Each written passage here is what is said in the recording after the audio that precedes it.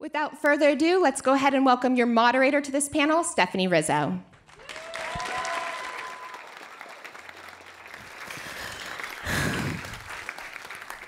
Hi, guys. My name is Stephanie Rizzo. I'm a staff writer here at Full Sail for Platinum Creative. And I'd like to welcome you guys to the Power Storytelling panel. It's a packed house. Look around. This is great. Welcome. So I would like to introduce our panelists. First up, we have Robin Cowie.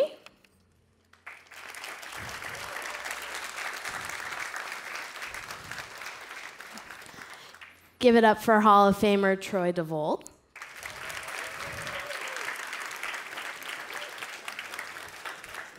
And also Hall of Famer Jeff Unai.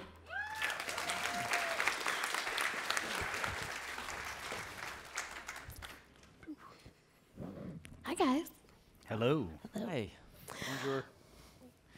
So just to start us off, if we could just maybe starting with Jeff, go down the line, and if you could briefly describe what you do and more importantly, why you do it. Ooh, why I do it. So, is this on? Do you hear that? Oh, okay. Hi, my name is Jeff Unai. I'm directing and producing a documentary feature right now. It's called Gray Water, and the film is supported by the Sundance Institute and Tribeca Film Institute as well. And why I do it? Because I'm crazy about storytelling. I do what I do because I have a cat that likes to eat. I've been in the reality television business for 16 years. It was something that I had not anticipated getting into, but that I fell in love with rather quickly, just because I enjoy being able to tell stories about actual people. That is why I do what I do. I am currently working on trying to find my next gig.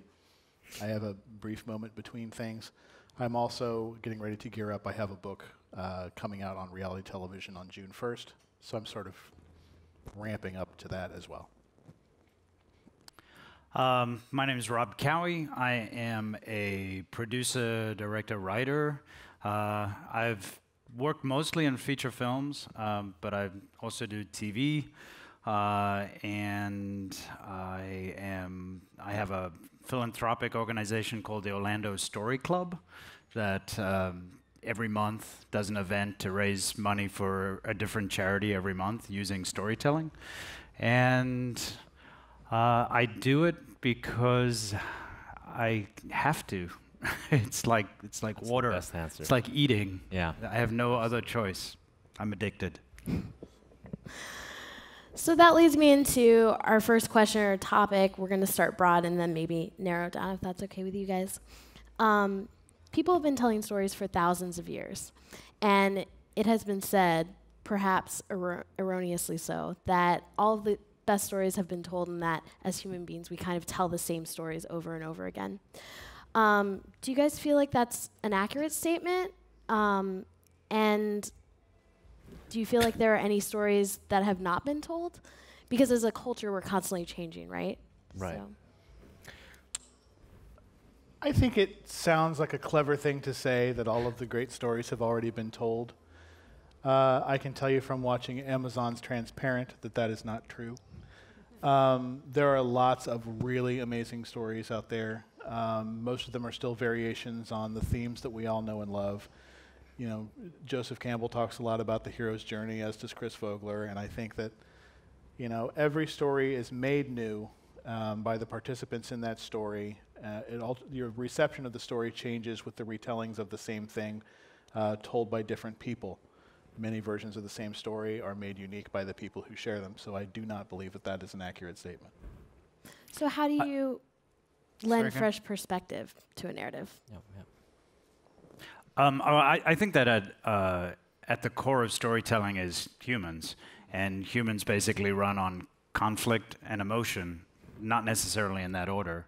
And so all stories tie into things that are kind of primal to the human condition. So that's fairly timeless, but the form changes a lot. I think when we did Blair Witch, it was the right time for that form to come about, but the idea behind the story, the conflict that happened behind the kids, or the emotions or fears that they were feeling were pretty universal. It's just that we came up with a form that really wasn't the first time of the execution of that form. There'd been that execution of that form before. It was just that form came into the zeitgeist at the right time. So I think the way that you keep things fresh is stay to the core of human emotions and human conflict, but get really inventive on form and fashion. Yeah, and I think just in response to all stories being told, storytelling is just, I mean, when you have a conversation with anyone, whether it be someone that you just met or you've known for a long time, as you're talking, all you're doing is telling each other stories. If all stories were told, then we would stop talking to each other. I mean, that's just that's the way we communicate. And the stories that I connect to, and the stories that, they're all just really personal stories. And the things that I work on now, even if I'm working in nonfiction or fiction, a lot of it just comes from wanting to tell your own personal story in just the most creative way, I guess. Yeah. So, Robin, you hit on something about the form being super important when you're trying to tell a story, and that, that goes along with like moments in culture. How are some emerging mediums? How are they changing the way we tell story? Things like VR, AR, or even, transmedia. Changing the way we I think we're all very familiar with, as kind of aspiring storytellers and aspiring technology people in a creative field, we're all very familiar with a lot of the technologies that are emerging. But I think before you talk about capture devices, I think you need to, explore communication devices. And again, going back to humans and how humans communicate, obviously the impact of computers and the internet and mobile has completely reshaped the way that we interact with each other, not only as communicators, but just as humans in general. So what does that do to globalization? What does that do to social relationships? What does that do to mobilization? What does that do to, when you get up in the morning, what does the average person do today that 200 years ago, when they got up in the morning, it was a lot different? So, you can talk about virtual reality, and you can talk about, all the different kinds of communication tools that are coming up, kind of paintbrushes that we can use. But I think that a lot of times as storytellers, we really need to be hyper aware of what the everyday person is interacting with in their life. I think the advancing technology is a lot like walking from the 3-foot side of a pool into the 6-foot side of a pool. Is your immersion level may grow deeper, but you are still standing in water. I don't know about you, but I've read books recently, and it doesn't matter to me if I have a book on paper or if I have a book on a Kindle. A story is a story, and it requires my imagination and my engagement. I think that very often the newness of technology is misused because we're so interested in showing off the capability of the technology that we're ignoring the fact that a story needs to be told. Yeah, I think that's been one of my most exciting things doing this story club, is it's people standing up and telling a story, 5 minutes or less, and it's stripped away all the other artifices, and it's just purely, based on that person's window and perspective. And it's been really, for me personally, it's been very invigorating watching people being able to do that. And a lot of times when people talk about these new technologies coming out, you get this sense that people are worried that movies will stop being made. Like, oh no, then, people will stop making films.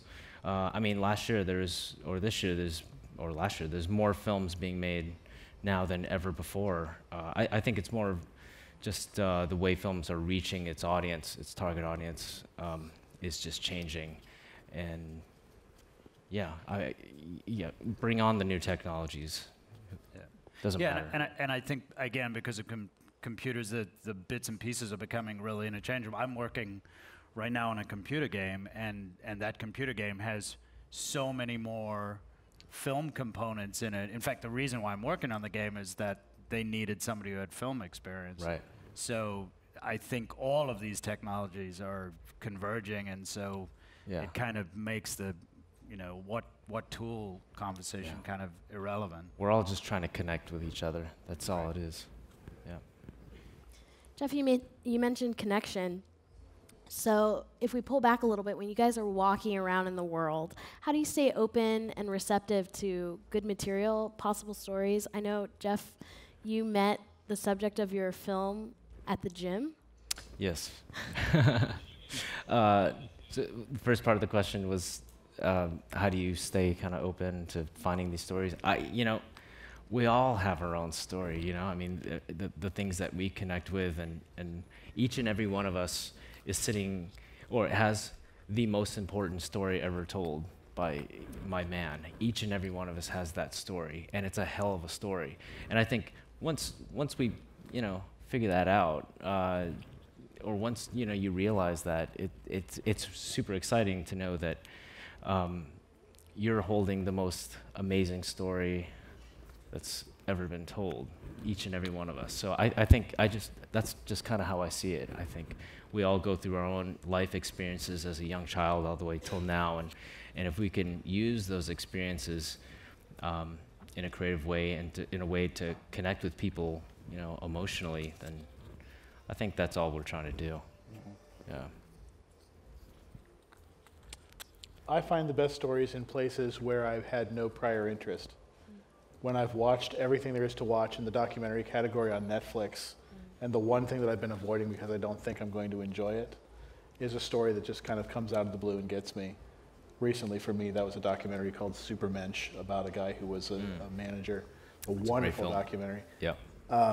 Just not only about the guy and his accomplishments, but his approach to living and how people should interact with each other.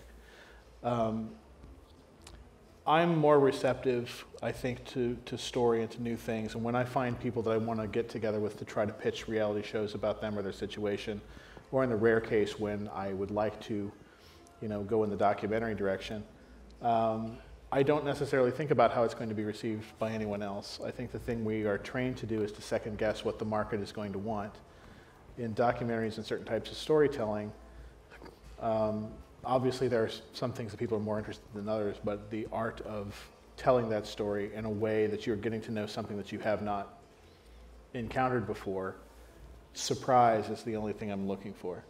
If I meet someone and I find out that their life is a total surprise, I talk about Allee Willis nonstop in these events. I have never met another human being that I find more interesting and more deserving of being the center of a documentary topic.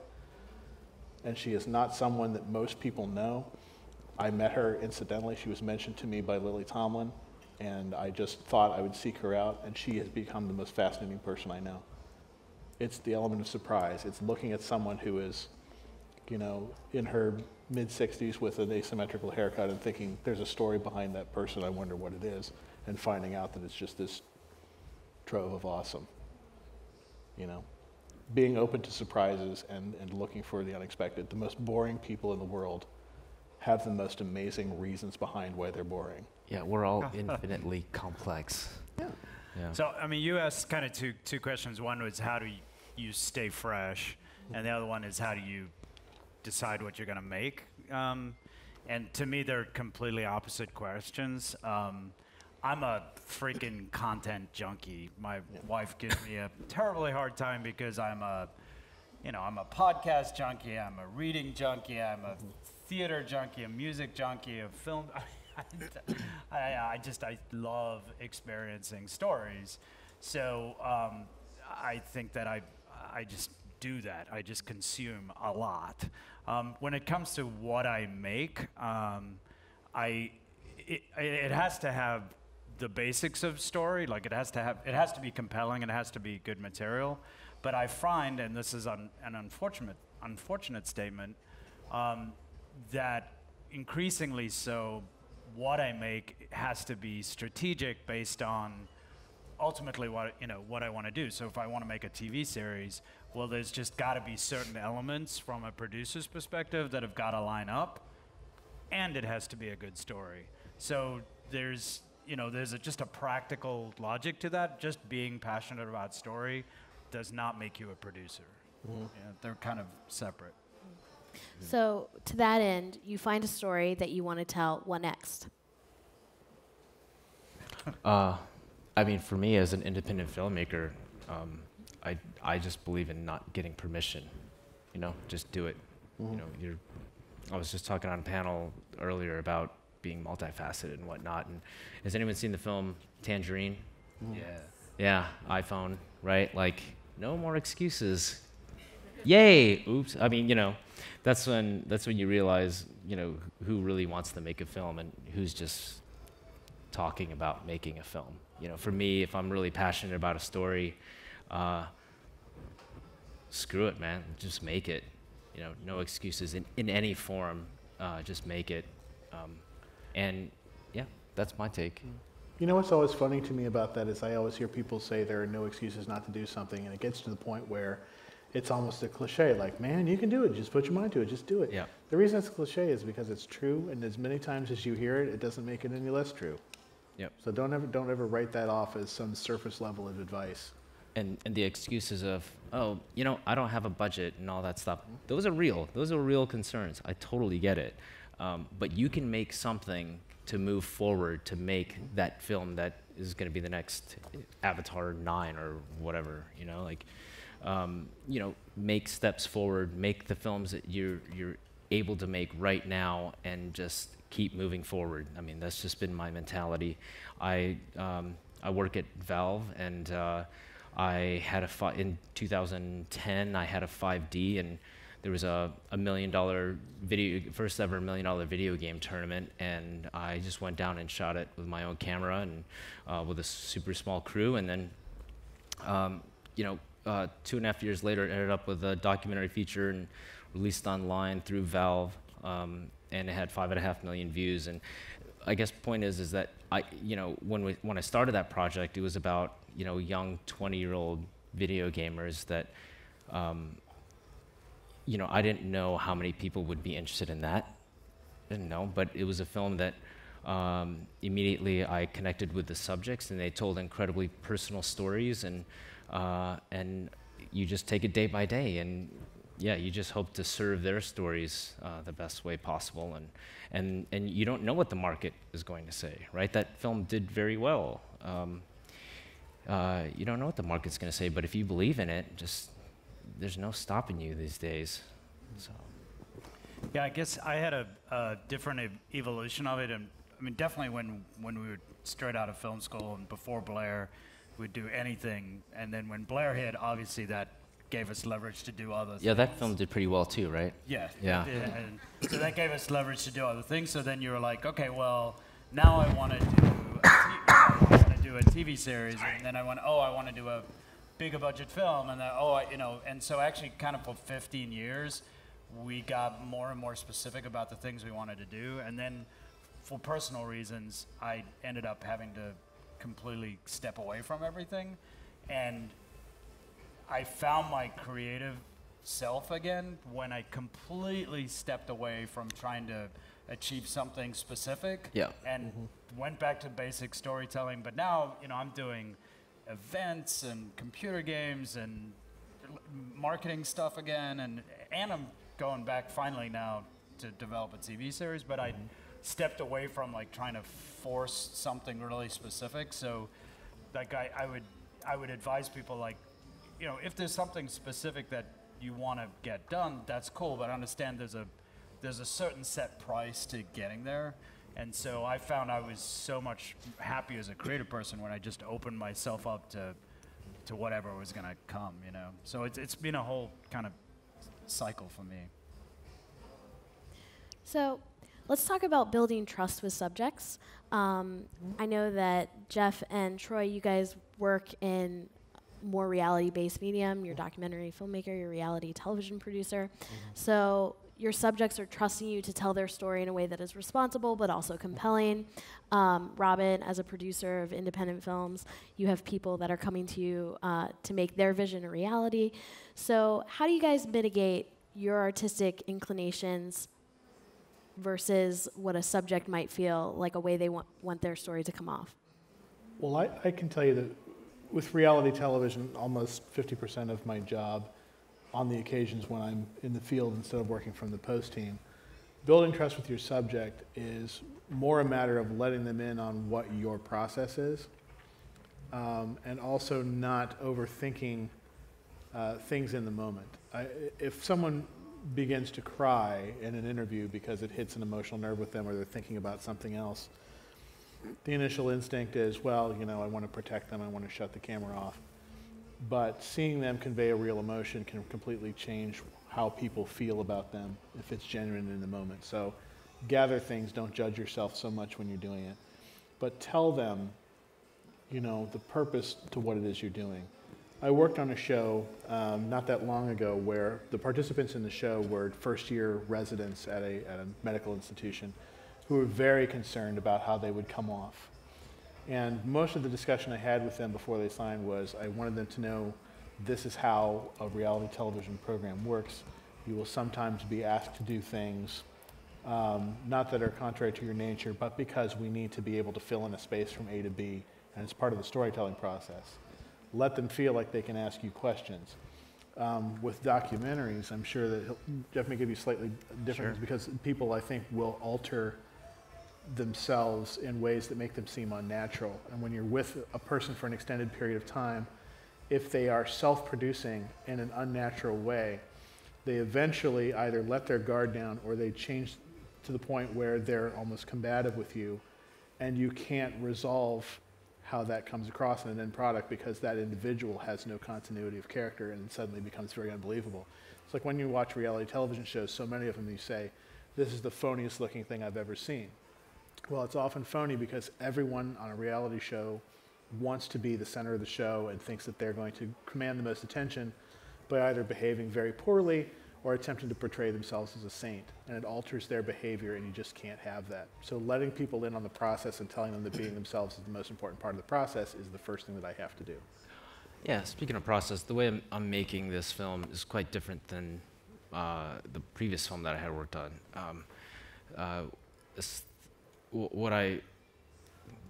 So I've been shooting this film for over 2.5 years, using no sit-down interviews, talking heads, voiceover, narration, and it's just me following this guy, this guy that's 40 years old, and he, in secret from his family, is a cage fighter. And so if I were to sit down with him in interviews and ask him specific questions, he can tell, which he's a great storyteller, he can tell me these big elaborate stories of what's going on or how he feels. So I've chosen to just observe and follow him. And I mean, all we do is text on our phone, and he tells me what he's doing, and I just go over and I shoot with him and his family.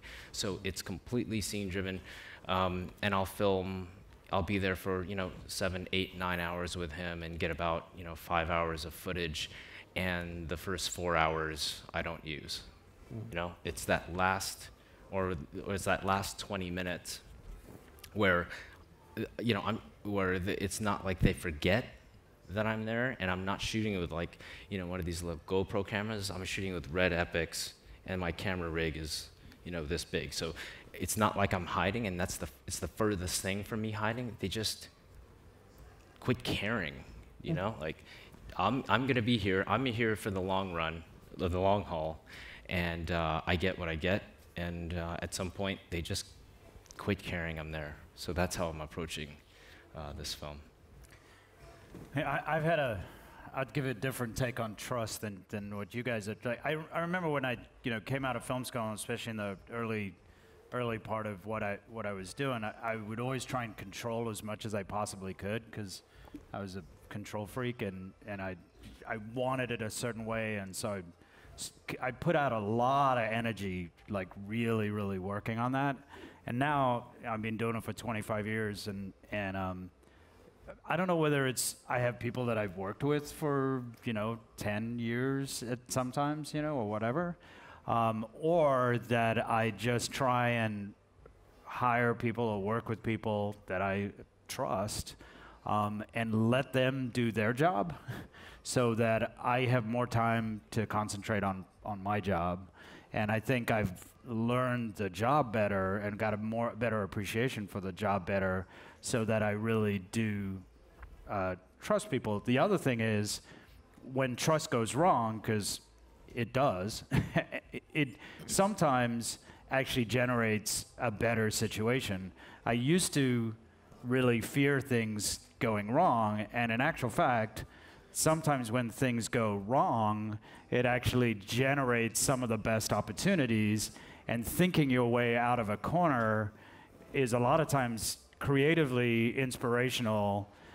We did a film in Texas where we had to have a character jump off a cliff, and it just wouldn't work. I mean, the location wouldn't work. It just looked like crap, and we ended up having to build this cliff, which was a major budget thing.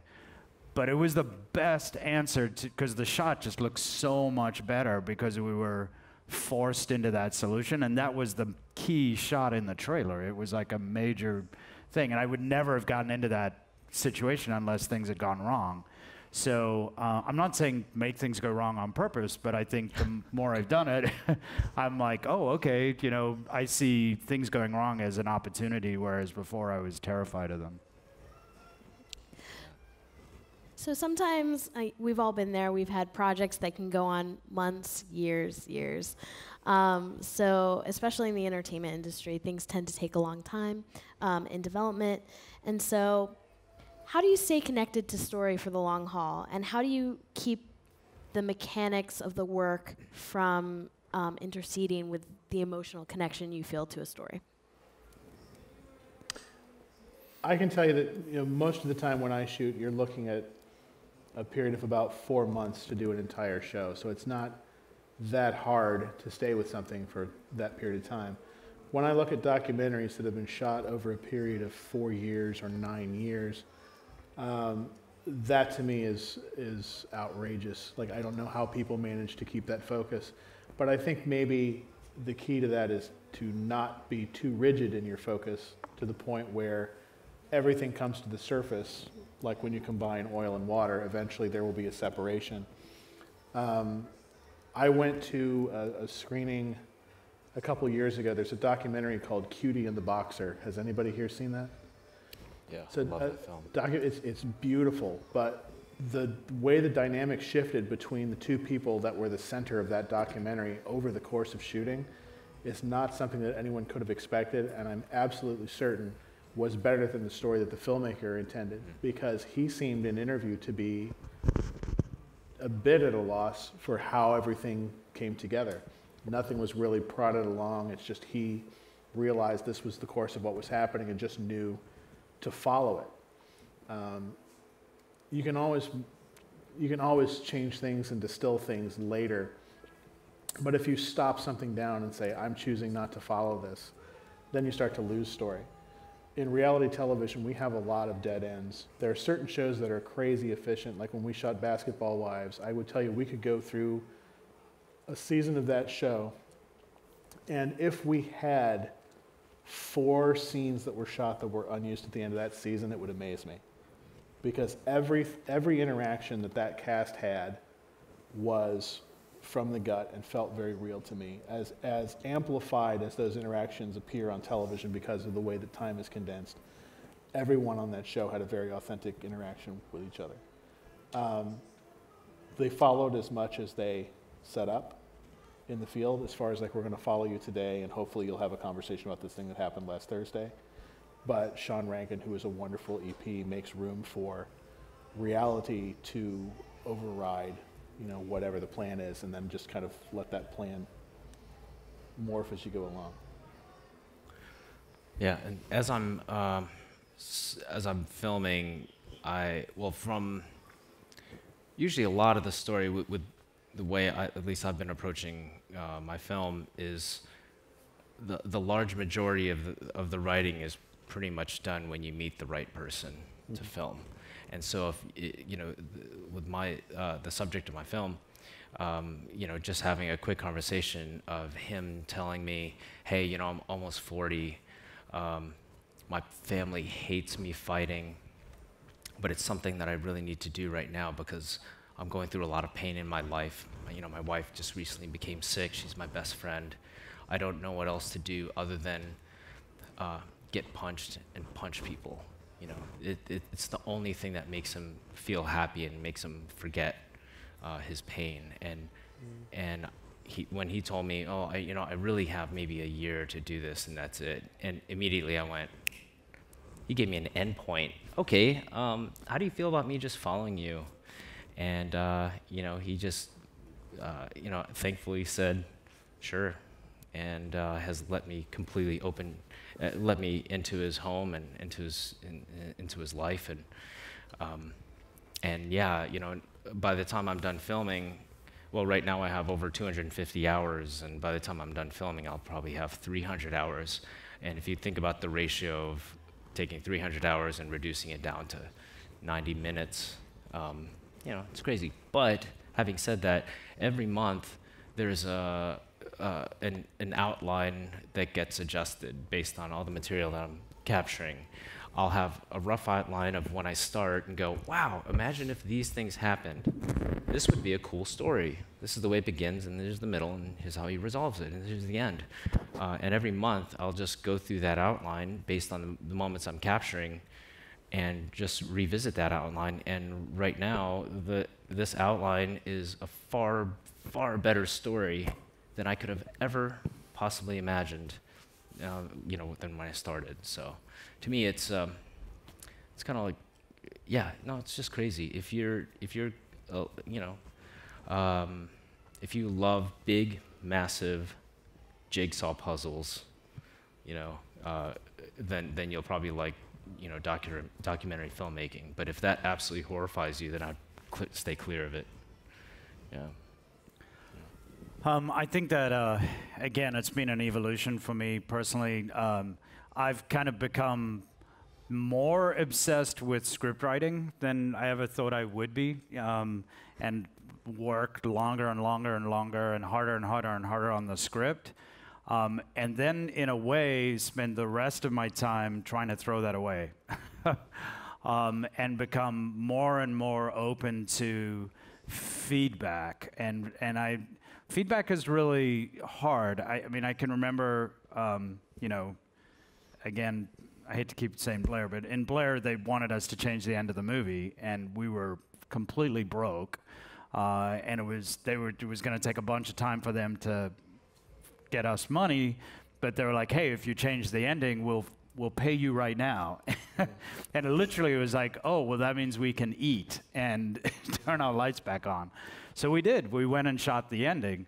I can probably say this now, but we purposefully shot really bad endings.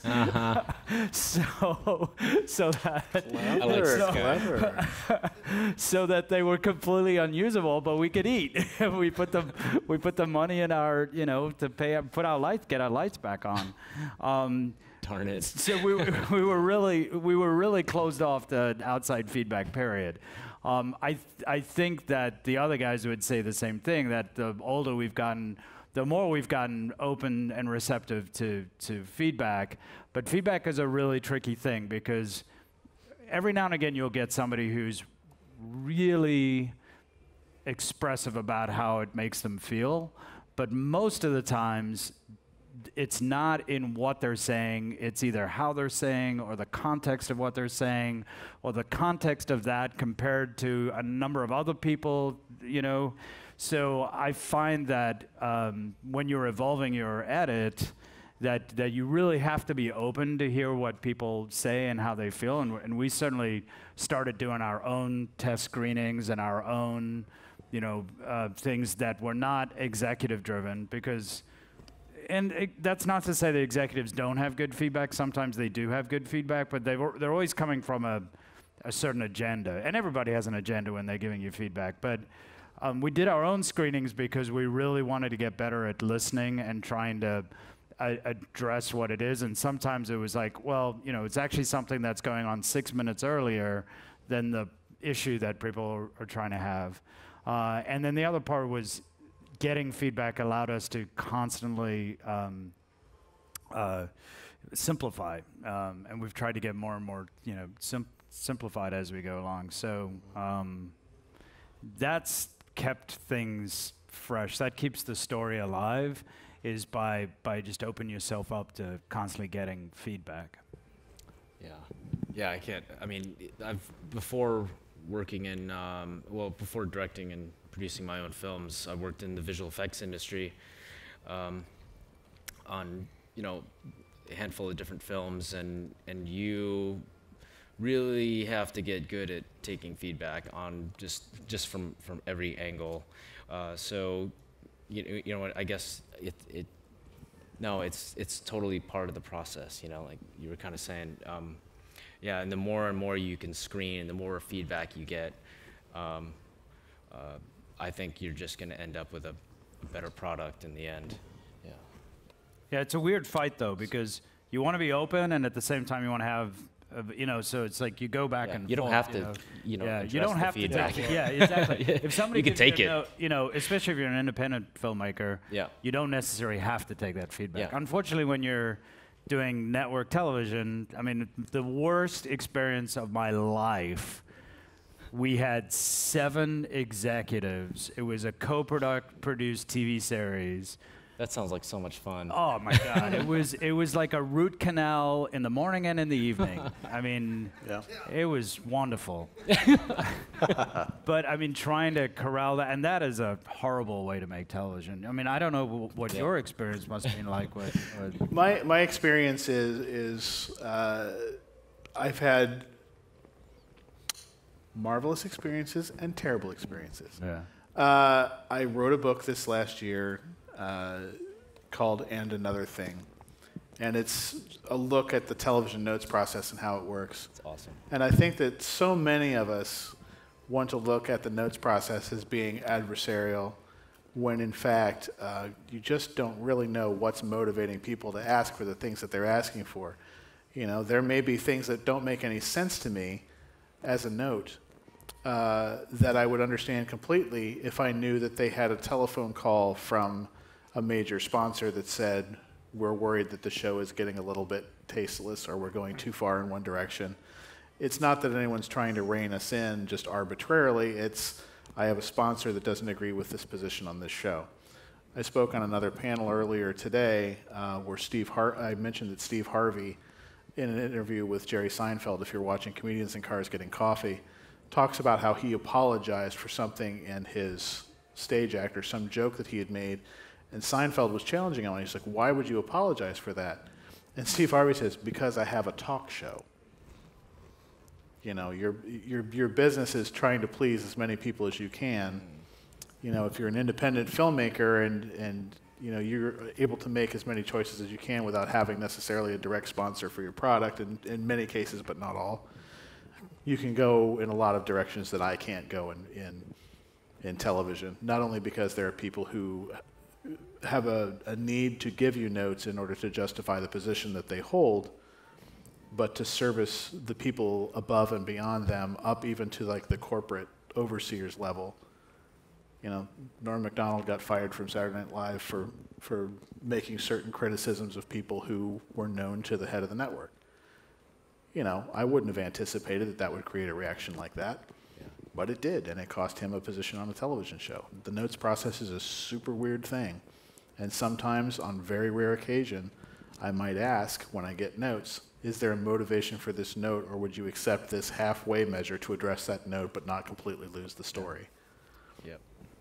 Yeah, and then sometimes you get executives who are just brilliant, and they actually do contribute to the creative process in a really good way, So it goes all kinds of ways. Anyway, if you would have ended, like we spiraled into a. If you would have ended that on the word brilliant, I would not have known if you meant brilliant or well, brilliant. Sometimes they're like, oh, this guy's brilliant.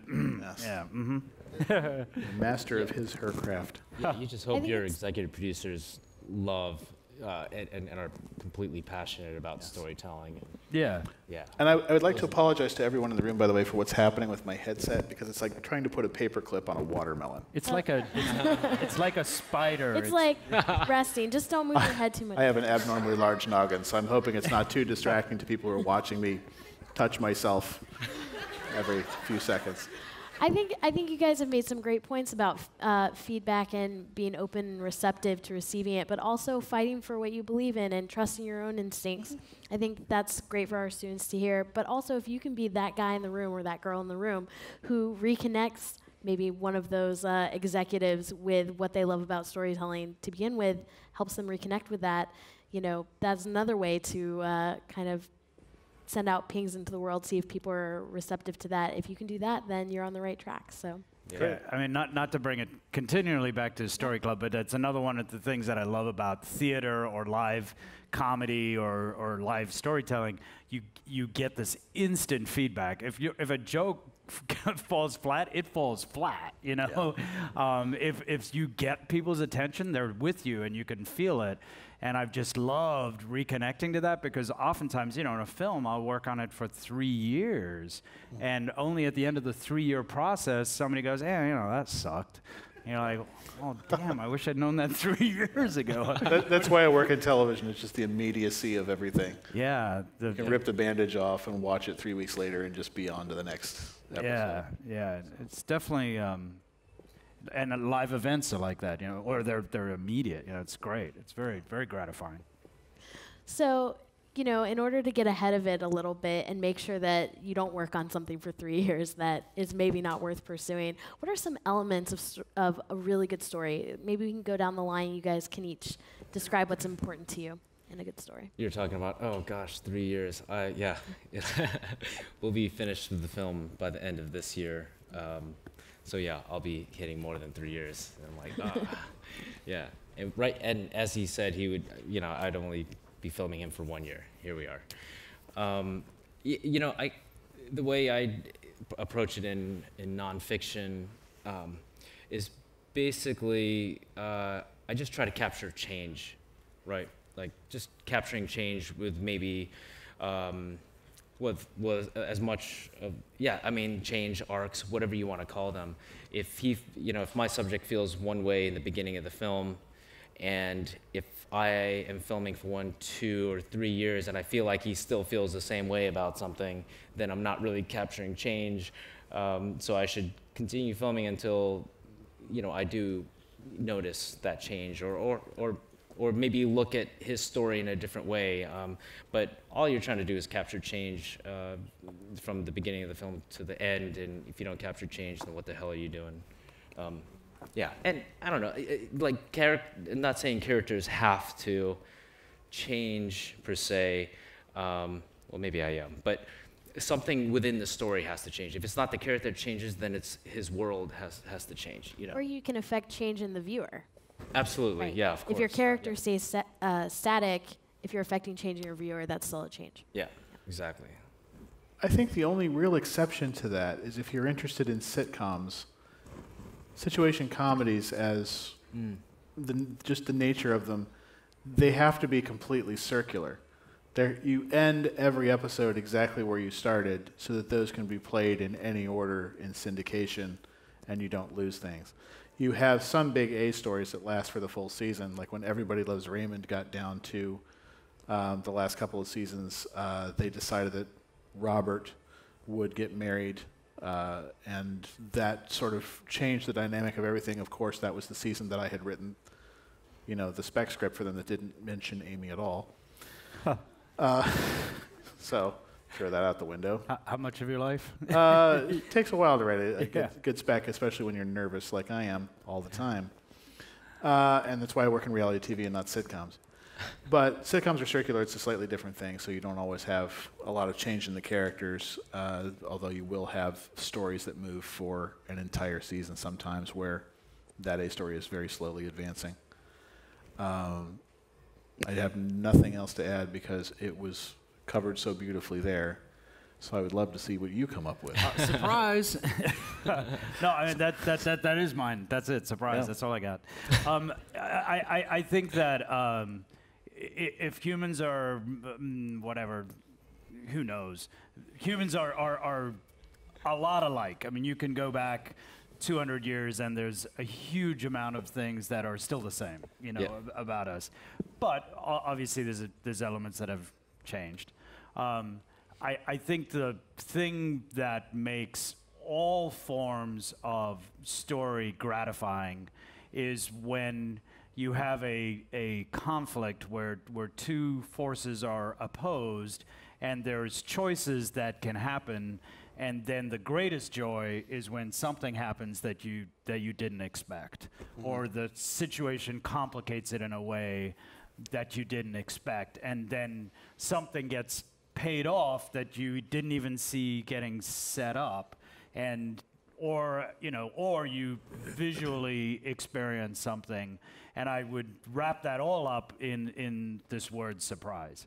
And you know, it might be as simple as Blair, where all of a sudden you're locked into a first-person point of view and you're forced to go through that thing. I mean, I think that's why that film was successful then and would not be successful now, is that people hadn't experienced that boxing you into that thing at that particular time. And so now it's boring, you know, because we've experienced it. So I think the people who are making stories and content, I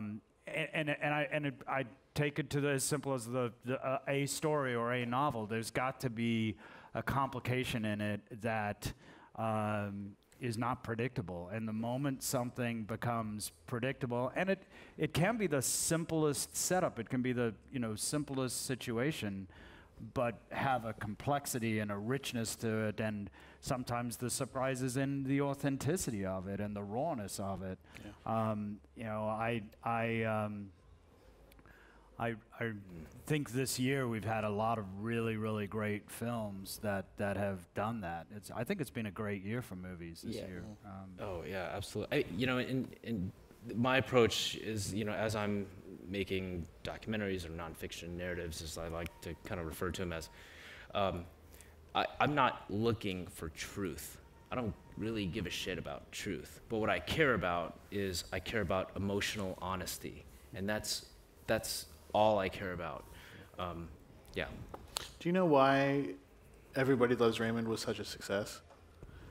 Piggybacking on what he was talking about, every single episode of that show, Ellen Sandler, who wrote the TV Writers Workbook, said that the thing that works about Everybody Loves Raymond is that it has one theme that all of us identify with, and that is food and sex and how do we get them. And as silly as that seems as a premise, thematically, as a human being, those are all things that are very important to us. Like, how do we get relationships? How do we get food that doesn't suck? But it's again, you're just hitting people thematically in a way that the thing that understands them. And when you talk about how truth is not as important to you, I sort of agree with you. I think that story always trumps truth. Yeah. The truth sometimes is not as interesting as the lens with which we choose to view that truth through. So it's not a lie, it's truth through a lens. Right. And our memories are imperfect anyways. So if you were not there to document the process, if your subject is telling the story, a year, 5 years, 10 years down the road, who's to say that that is accurate? It's not. Exactly. But what is accurate is the conveyance of the experience as a whole. Correct. So.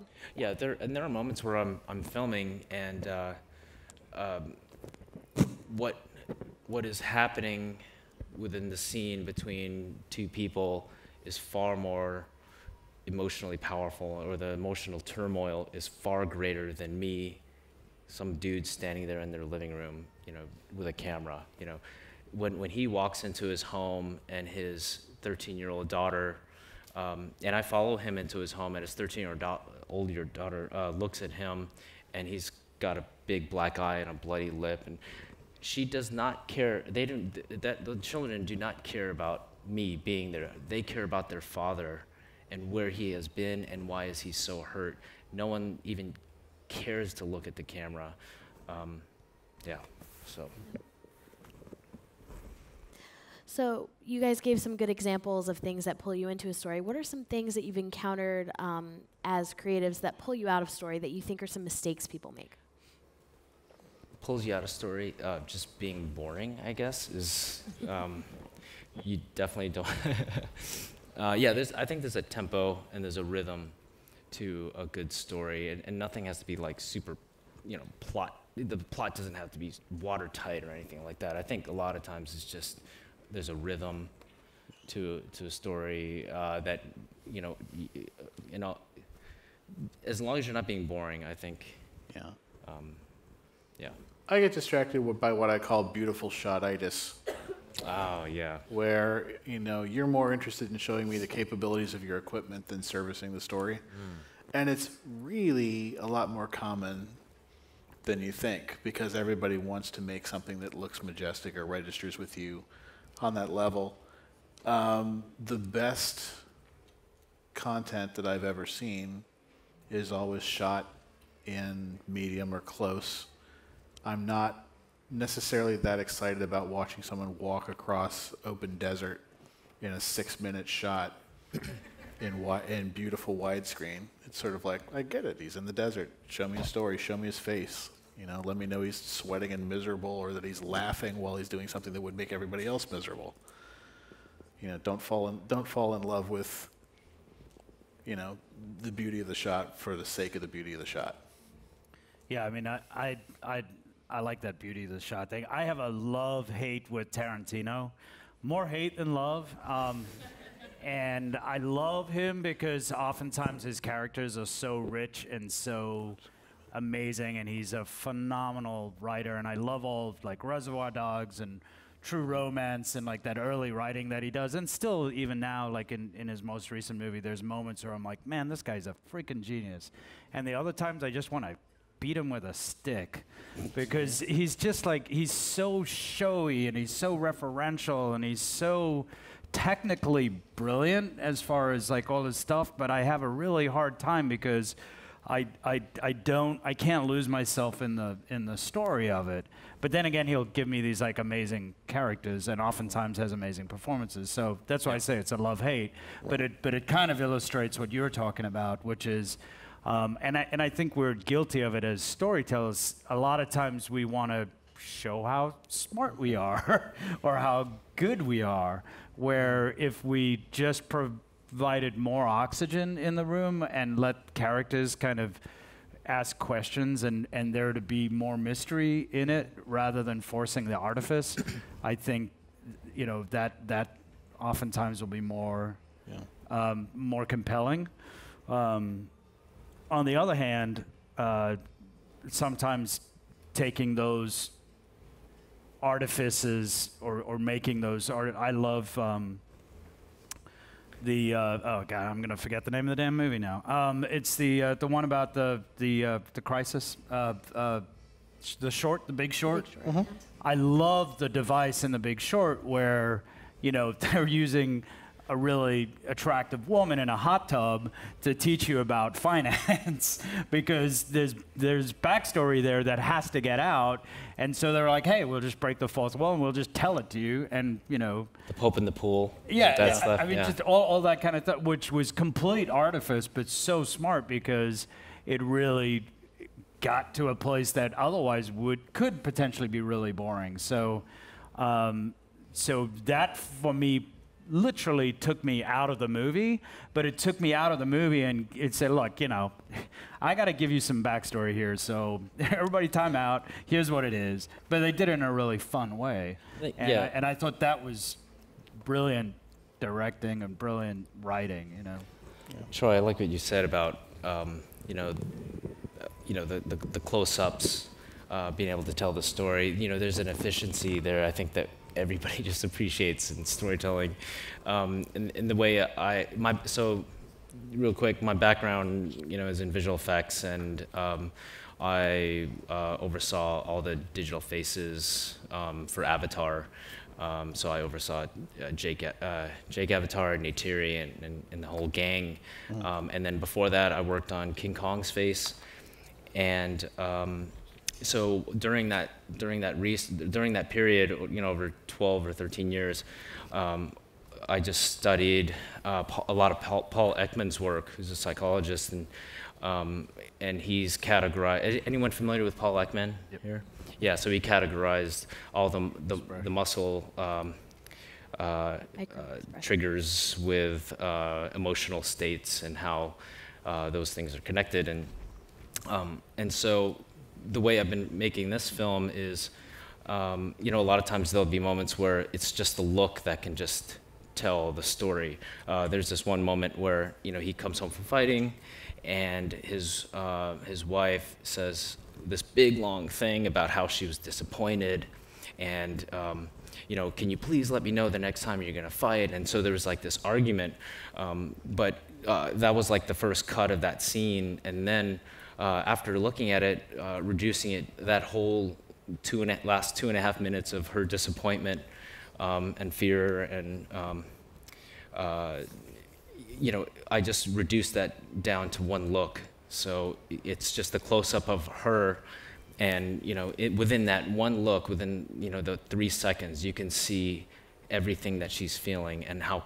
complex that emotion was. So yeah, there's an efficiency, I think. Yeah, that's how I've been able to kind of combine my background in visual effects and all my work on digital faces to documentary filmmaking. Do you not find that when you do faces and things like that, as complicated as those visual effects are, the fact that they relate in a simpler way than blowing up a building or something that looks spectacular makes it more emotionally true? Oh, absolutely. Visual effects in service of story are always more interesting to me than just watching.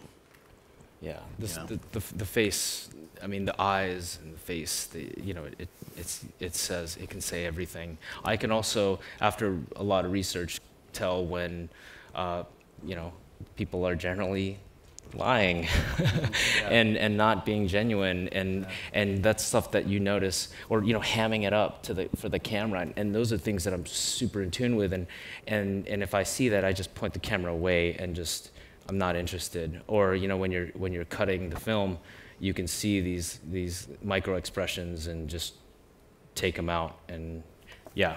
There's a super cool thing going on in town right now called Living Room Theater, where basically these 3 actors, you can hire them to come into your living room and they'll put a show on.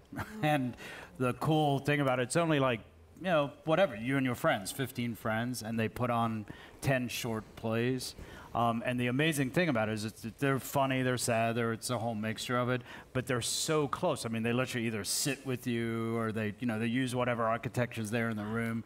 And it's like this hour and a half of like amazing, it's like being inside a movie because you're so close to them that it's not presented in a proscenium type, we're the actors, you're the, and it's so compelling, and I think it has to do with the fact that you're so intimate with with them and so close with them. So, yeah.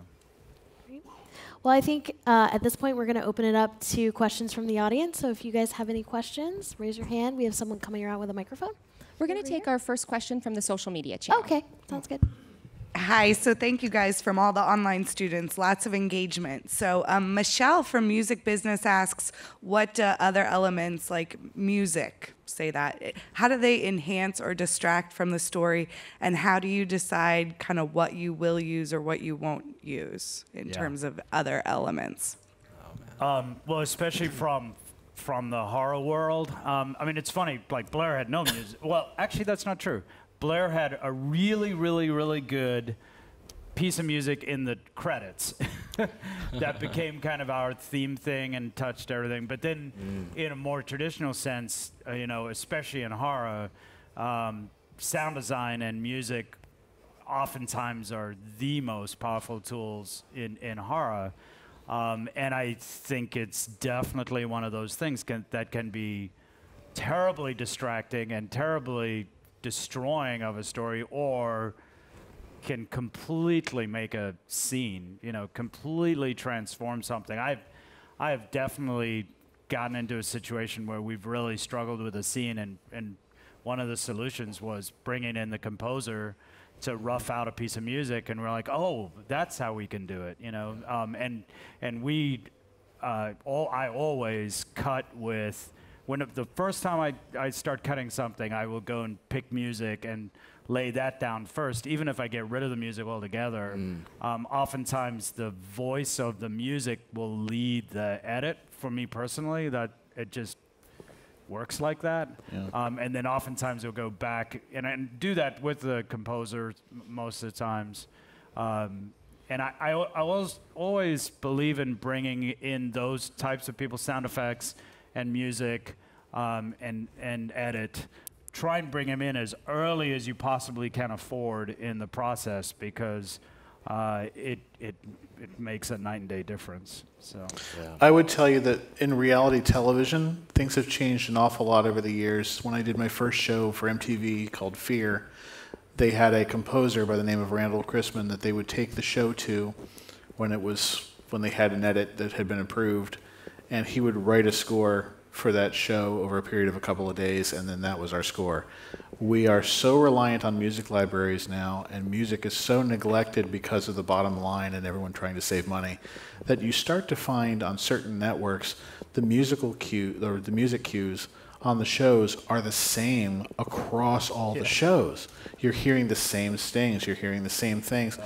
That to me is so detrimental to the process of what it is that we were trying to do, that I wish that we could just figure out a way to get back to that place where you can afford a little bit of original music now and again. Basketball Wives, they had creative music integration where we had certain songs, like if you remember, there was a song called Bulletproof that was done by LaRue. That's a pop song, admittedly, but that was, you know, once we actually got to use some contemporary things in there, it really helped the show a lot. And VH1 was very smart to look into that as a solution to getting exposure to new music, but also to help the quality of the scoring on the shows. So music is everything. Yeah, I mean, when I think of cinema, I think it's just a visual and sonic extravaganza. You know, to me, that's cinema. And music is just a tool to communicate emotion and tone and feel and story, most importantly. Anybody else have a question? There was one right here. Hi, my name is. Oh wow. Hi, my name is Hunter. I had a question for. I don't remember your name. I'm sorry, for the writer of the Blair Witch Project. Yeah. Robin. Ryan. Robin. Robin. I'm sorry. I really liked the film. I actually really got into found footage films just because of that film, and I had two questions, and I wondered what inspiration did you had to direct a film like that, like the cinematography and whatnot, and what was the original ending? Because I didn't really like the ending. Well, first of all, just clarification. I was the producer on the movie, and basically the 5 guys who made the film, we all went to film school together, and Ed and Dan, who were the co-directors on the film, they had written an outline for the film that they called the Woods movie, and the idea was to do the 70s period piece that would take place there, and we were going to do it traditionally and everything like that, and that's what they talked about in film school. But then we all went our separate ways and had varying degrees of success, but none of us had made a feature film at all. And one of the guys in the interim had gone into the Army and basically we'd gotten back together and said, this is our last chance. We're either going to make this movie or we're not going to make this movie. And we didn't have enough money to do it as a period film. So Greg Hale, who's my producing partner, said, well, when we were in the military, one of the things that happened was they would come in and grab us in the middle of the night and take us to this prisoner of war camp. And then basically for 6 days, short of like breaking bones, they would short you food and, you know, just pretty much terrorize you. And he said, well, what if we did that to actors? And that was really kind of the changing point for Blair Witch Project, because what we did is we used GPSs to essentially, there was an outline, but there was no script. The GPSs, over 8 days, the actors would guide themselves to certain points that they would get to.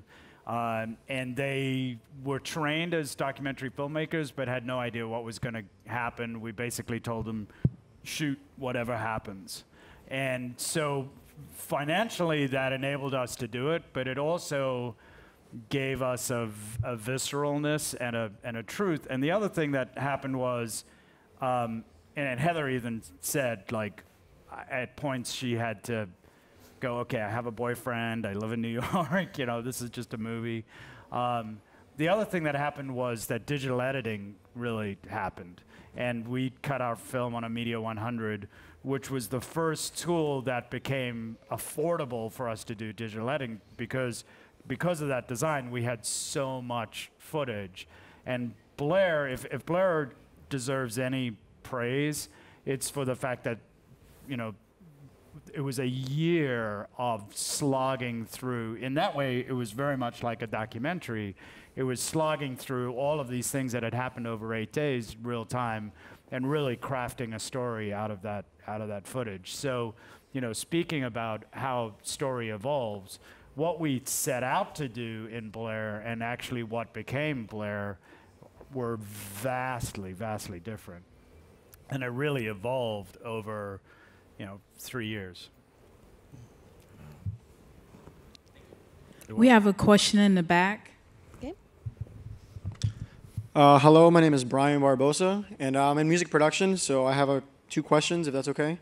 My first one is, when you have to tell a story, you guys said you condense it into 90 minutes because you guys do film, but since I'm doing music, how would I condense a story into like 3 to 2 minutes? Like, what parts would you take and what parts would you not take? How do you figure that out? And then my second question is, is it good to have a specific audience or just a broad audience? Well, with music, as with anything else, if you're trying to tell a story, just be purpose-driven, have a beginning, a middle, and an end. I know that sounds crazy. Watch, you know, you can get inspiration from anywhere. If you watch a really good short film, there's a lot of them that are in the 3 to 5 minute category, and you can just sort of see how they handle the business that they do. And when you write your song, you know, when you write a piece of music, just look at that. Even if you're just writing a piece of music that doesn't have lyrics, there are builds and rests and bridges and things that sort of help you to readjust or to, you know, put your brain in a different place and different points in a piece of music. I'll answer that one. Someone else can answer the other one. I'll do it. To me, and I'm not a musician, so it's hard for me to answer this question. But to me, an audience is really important with music because of the extreme diversity, complexity, and you know, music is so powerful and can go in so many different forms that even if that audience is just yourself, to me, you're trying to, I think the more, in a weird way, and the more specific you can be, it's better with music because music is more general. Does that make sense? Like it's a little bit. I think that, like, when I hear, I'm a big fan of Tom Waits and Leonard Cohen and people that I think are super effective storytellers. Yeah. In music, because it's almost like they're doing a spoken word piece in a lot of cases. Mm-hmm. I'd listen to a lot of them just because, for me, you know, just as a person who experiences a lot of music, I play ukulele. You can't tell a lot of stories with that thing. But once you hear other people who've done it effectively, as with any other thing, you find people who are really great at it, and then you just teach yourself to sort of mimic that. But your personality will leak into it. It's sort of like doing an impression of another person. You're never going to completely be that other person. You're going to have a weird take on it. If you try to imitate an announcer's voice, suddenly you get good at doing an announcer's voice, but you're not that other person. I'm actually really interested in hearing your ukulele storytelling. Yeah, me too. I'm into that. I don't think you want that. And we have our last question in the back. Hey, I was wondering about when people have to tell a story, keeping in mind the people who are paying for the story, that they can't always comment on social, let's say social commentary, because they have a fear that it'll get pulled? And based on that, do you think that certain podcasts and live stand-up comedy is one of the last true ways to really dig in without fear of being called out on it? Or I think that a lot of times you can get away with a parable pretty well. I have a tremendous amount of respect for comedy when it's done well, because I think comedians are really the folks who people engage with the most now. I mean, the fact that more people were using Jon Stewart as a news source than anything else was kind of a strange thought. But I do think that if you don't say a thing but you create a parable of that thing, the parable is often more palatable because it's mildly open to interpretation, but the people who are already leaning in that direction that want to be involved with you can follow that story and go, oh, I know what that's about. Then you can kind of get away with a little bit more. Can you clarify your question? I didn't understand what you're saying about the strengths of podcasts. What?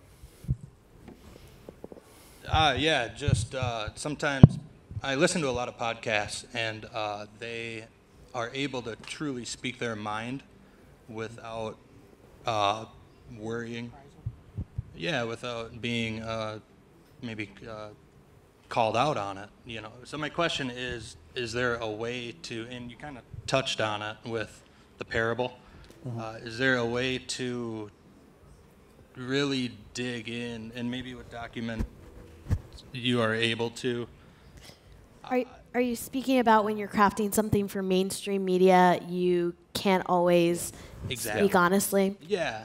Or you might be restricted by your investors or producers or executives who might ask you to rein in your message a little bit? Yeah, so how do you tiptoe around that? Yeah. Well, I mean, I do think we live in I think we live in an amazing time for media. Honestly, like, I am very, very optimistic about media because there are so many different ways that people can express themselves, and whether it's, you know, I'm not a huge Twitter user, but I am a Facebook thing, and I love storytelling, obviously, like straight up storytelling, and radio podcasts are kind of that, you know, it's one step more sophisticated than straight storytelling. And I think it's one of the reasons why I started Orlando Story Club was because I love the speed, the honesty, the rawness of it, the cost, you know, it's really, it's free. And so I love the immediacy of that. So as somebody who loves story, that was very, very accessible. So I do think we live in a really wonderful time for that. On the other hand, you know, there were, you know, even Star Wars, like, it's so funny, like, you look at that movie and the sophistication of the digital effects and the world that it creates, like, it's insane, the technology that's going into every frame of that. And so I think we're blessed to live in a world where you can have raw podcasts and truthful telling and all of that kind of thing, but you can also have, you know, ridiculous movies that show you things that were never, ever physically possible to show you before. So it's a great time. Yeah, you were kind of mentioning that something like a podcast would allow someone to express themselves more honestly. All they're doing is sharing their opinion, right? What is truth? Like, we can get in a whole big conversation about what is true and what is false. But yeah, you know, and I think with me, I mean, I love metaphor. I'm just like crazy about it. So if I have an opinion and I feel very strongly about this opinion, I can communicate it in either just by flat out telling you my opinion, or I can communicate it through metaphor. And when you do that, I think then it becomes, you allow your audience to try to interpret what that means. And then the most ideal scenario is that everybody, through that metaphor, brings their own life experience to it, and it makes for like interactive storytelling. I mean, those are the kind of things that I love. I love being able to communicate through metaphor versus exposition, you know, or my flat out opinion on something, you know. I mean, I love what you're talking about in that my favorite kind of storytelling is participatory. Absolutely. So whether it's a podcast or a movie, I like things where the filmmaker is obviously very aware that there's an audience there, and they're leaving certain things for that audience to either figure out or interpret or whatever, and so there's a lot more mystery versus pontificating. Like that's the danger with podcasts. Is that somebody gets on there and just like, this is my opinion, and it's like, okay, well, great, and congratulations. The best films are the ones that you leave with your buddies, and all you guys are doing is talking about these different scenes and what the scene meant to you and to me, and I went through this in my life, and I think he meant this, and that's awesome. That's when it's like really, really fun. The worst case is that you finish the film and everyone looks at their watch and goes, all right, what's for dinner? Where are we going? You know, like that's terrible. Like I would, it should be interactive. Yeah, and maybe if surprise was one of the elements that we talk about, mystery is another element that I think is so key to storytelling. Definitely, yeah.